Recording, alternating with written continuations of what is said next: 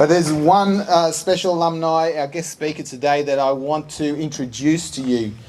And I first met Carmel on her first day of school here at FCAC. I think she was 9 years old. Is that right, Mum? About then? And she just emigrated from South Africa. New country, new town, new school. You think she would feel a bit nervous. But if she was, she didn't show it. And Carmel was all smiles and positivity from day one until she graduated in year 12. That was in 2012, just over 10 years ago. She showed an aptitude for multimedia and coding from an early age. In middle school, she even created some of the video retrospectives that you all enjoy at the celebration of achievement. I think all of our former IT teachers here today are here. Is that right? Got Mr. Graham, Mr. Perkins, Mr. Humphreys. And I think you would all agree she usually produced work well above an A standard and sometimes even above the teacher's knowledge. All right? It was for me. It'd be easy to write this off as some kind of giftedness, but this would do no justice to the hard work she put in during her time at school. And there was something about coding that resonated with Carmel, something that interested her and engaged her. One of your goals when you graduate is to get someone to pay you to do something you're really passionate about. And that's what Carmel's done. While at university, she earned an internship with one of Australia's and the world's most successful tech companies, Atlassian. They saw her potential and immediately gave her a job.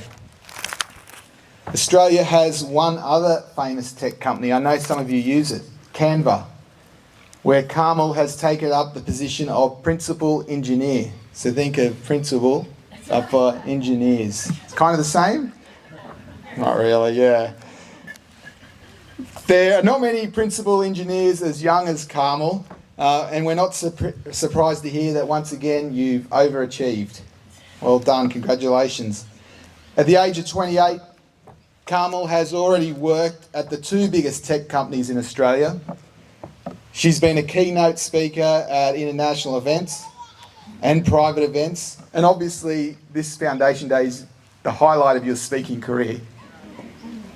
She's also participated in podcasts and an educational film series. Carmel was also just one of 10 finalists for Women Leading Technology and Engineering Awards across Australia. And on top of a successful career in such a short time, she's found time to complete an Ironman event, summit a mountain, and is currently training for an ultra marathon. And congratulations, you just got married as well, so well done both of you. So Carmel is both a nerd and a jock. It can be done. What do you call it, a jerd? I'm not sure.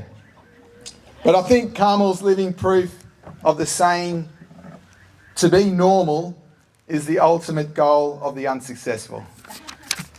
And if you ask me, her ultimate achievement is making the very most of the talents given to her.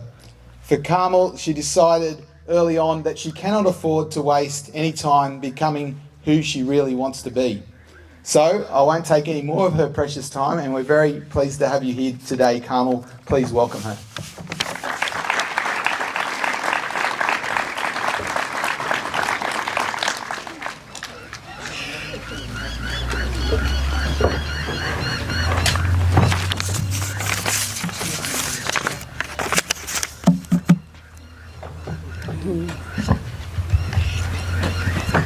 Just gonna make myself at home. Okay. Hi everybody, and thank you, Joe. That was a very lovely way to introduce me. I feel like I've got a bit of pressure now. But yeah, as Joe just said, my name is Carmel Saxby. I am a principal engineer at Canva, working in Sydney. And just over 10 years ago, which is a bit longer than I would have thought, I was sitting right where you are today. just up the back somewhere with the grade 12s in Orion. And so when Joe and I were talking about what I could talk about when I came to this presentation, he suggested that maybe I talk about some of the successes that I've had since graduating. And that got me thinking, because I have had a fortunate career since graduating. But what I realized is that when I look back, the epitome of my success actually occurred right here on these school grounds in 2009, when I was in grade 9. And see, we'd just been let out for lunch, and my friends and I were sitting there talking. And she was holding a coin purse, and she was getting her money out for the tuck shop. But then she dropped a $2 coin. We were in one of these demountables, and the $2 coin fell through the floor. And she watched the $2 coin, and it disappeared through the floor, and she sort of shrugged and said, "Oh well." So then my other friend and I made eye contact, and we immediately knew what needed to be done. So we went downstairs, we went round the back of the demountable, and we found a little gate that led underneath the school building. Thankfully, that gate wasn't locked, and so we opened it up, and we realised it was quite a small amount of space, but thankfully we were two skinny girls who were surprisingly adept at army crawling, and so we managed to make it work. Shortly after, we found our first treasure, the $2 coin that my friend had dropped. And then we found another, and another, and another, until we had accumulated all of the coins that various students over the years had dropped through the demountables, shrugged and said, "Oh well."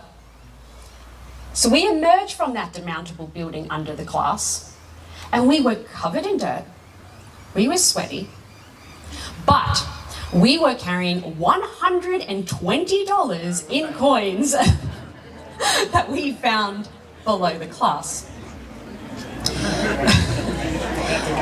In the subsequent months,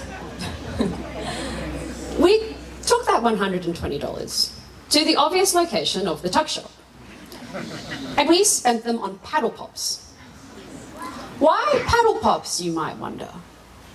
Well, that's because at the time, paddle pops were running a campaign where 1 in 5 paddle pops was free. So, with $120 and a 1 in 5 chance of success, we managed to turn our $120 into approximately 72 paddle pops. And so that was the time that I realized the true value of optimizing your returns, of the real world applications of probability, and the value of thinking outside the box. I'm just kidding. It was super hot, and it was Queensland, and we wanted free ice cream from all the money we found. But on a more serious note, I do look back and I see a few other things that I've learned from being at the school. And there are a few of them. I mean, for example, I could talk about the fact that I was in House Orion, which meant that I was far more likely to do well in the first place. I could talk about the fact that this school offered computer programming as a subject, with JT sitting right over there, thank you. But that provided me with an early exposure to computer programming and the technology industry, which was then lesser known but has since exploded in popularity and demand. Or maybe I could emphasize the fact that I might not have ever even had heard of the company called Atlassian if the school hadn't taken me there on an excursion back in 2011. As Joe mentioned, Atlassian became the company that I spent the first 5 years of my career. It was the company that quintupled in size while I was there. And it was the company that provided me with the social circle where I later met my husband. All of those things are great, and they're wonderful, and I'm very thankful for them. But when I look back, there is one fundamental thing that I remember about this school. And that is something that I actually attribute to a very, very large amount of anything that I've done that is successful. And that has nothing to do with your grades or academia or sport or anything like that. But it's the fact that at this school, it's cool to be committed to achieving something. It's cool to get good grades. It's cool to do the hard subjects. And it's cool to have big ambitions. at this school, if you want to be successful, you're not ridiculed, you're encouraged. If you have talents that span art and sport and academia, you're not bullied, you're seen as an all-rounder. And if in the lead up to a test or a big exam in TAFE or a like sporting event or any of those things, if you want to be less social, you're not ostracized, you're supported. So why does that matter? For a lot of you, it might even seem like a bad thing right now, because maybe you're feeling so much pressure to succeed that you're finding it difficult to manage. Or maybe you're feeling anxiety because everywhere you look, you see somebody who you think is smarter than you, or better looking than you, or more popular than you, or whatever it might be. But the thing is that, sorry. Perhaps you don't know if you're going to get the grades that you think you need to get into the degree that you want. Or maybe you don't know what you're going to do after school at all. Or maybe you don't know if you want to finish school in the first place. To be honest, and maybe this isn't what I should be saying, but none of those things matter. Universities, for example, are businesses, and businesses want customers, i.e. students. And so today there are countless ways to bridge into a degree that you couldn't get into, to catch up, to catch up on classes that you didn't take now, or to even go back and finish grade 12 if you didn't finish it now. No, none of that stuff really truly matters, because all of those things can be changed and corrected and fixed later on if that's what you choose to do. But the thing that does matter is that when you're in an environment where it's cool to be achieving something, it creates a culture where everybody is working to be good at something.